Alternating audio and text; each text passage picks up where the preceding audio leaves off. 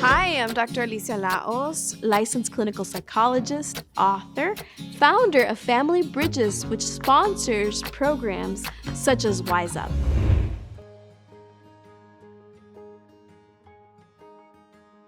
One day, I woke up super early, 6 in the morning, excited to open this email I was anticipating for a long time. I had spent 11 years for this moment. For a long time, I wanted to become a clinical psychologist, and it meant a long road, a lot of sacrifice, financial, emotional, you name it. And when I read the email, I just couldn't believe it. It said, "I am sorry to tell you, but you have not been matched." You see, the doctoral program is a 5-year program, and the last year, you apply for an internship, like a residential program. And in order for you to be placed in that, you have to apply to different centers. And that meant I interviewed all over the United States, and I spent money I did not have, honestly. When I opened the email and it said that I had not been matched, I couldn't fathom it.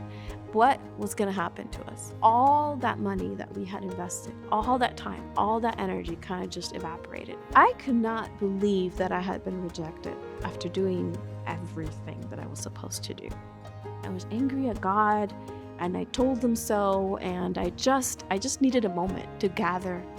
I don't know, after I cried it out, I felt a sense of peace, and the next day I got up and I went to school.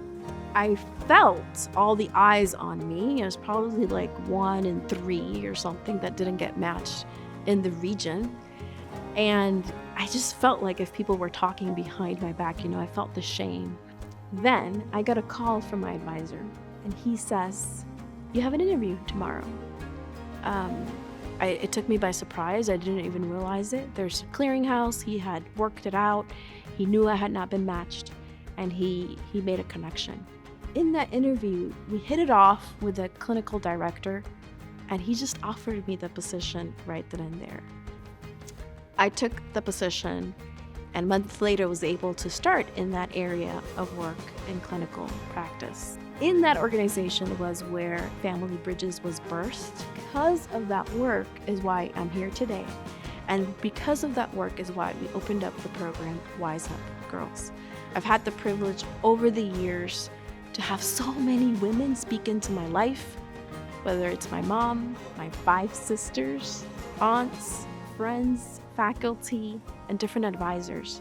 I want to be able to do the same for other young people as they're walking in roads, in pathways where they'll face rejection, they'll face difficult mountains to climb, but I would love for you to know that you don't have to do it alone.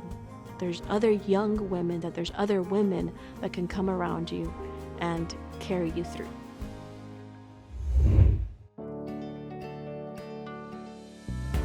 I would love to share with you 3 life lessons. Number 1, have an anchor. There's a lot out there that's gonna shift your world. It's gonna make it difficult, whether it's rejection, whether it's circumstances that are difficult, battles that you will fight internally or externally. And when you try to do that alone, it can be hard. For me, it's my faith. I hold on to my faith in Christ, and that just holds me steady regardless of the circumstances that I'm around. Number 2, surround yourself with voices of influence that can encourage you and lift you up.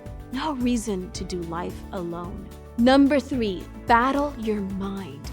So many negative thoughts that can consume you, put you down. You can be your worst self-critic, and that could just lead to a negative spiral that can put you in a bad place. And these are like blocks that can keep you from growing. When you come through those words that are just putting you down, those voices that are negative, fight it.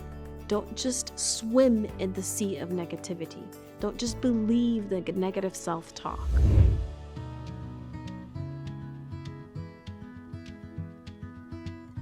If I could talk to my younger self, I would say, when fear comes crouching at the door, don't shy away. Instead, push through. Don't wait for confidence to come.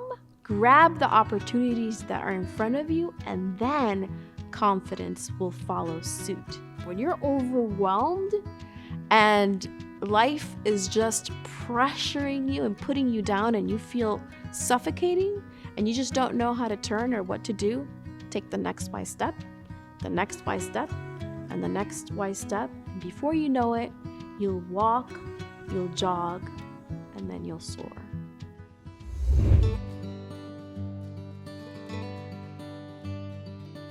One of the lessons of the many lessons that I've learned from my mom and 5 sisters is to invest in a life of faith. Just looking at situations and circumstances that are really big, it's great to know that there's a God that's bigger than any one of those circumstances. I grew up with a mom who prayed fervently. She is a firecracker, someone to be reckoned with even till this day. And her life of faith fuels her and it gives her purpose. And so that's something that I take to heart and something that I encourage you as well to invest in your own spiritual growth.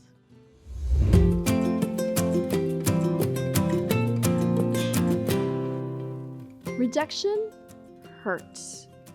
No one likes to be told no or to have the door slammed in your face because all of our aspirations, wants, wishes are in that thing or in that situation or with that person.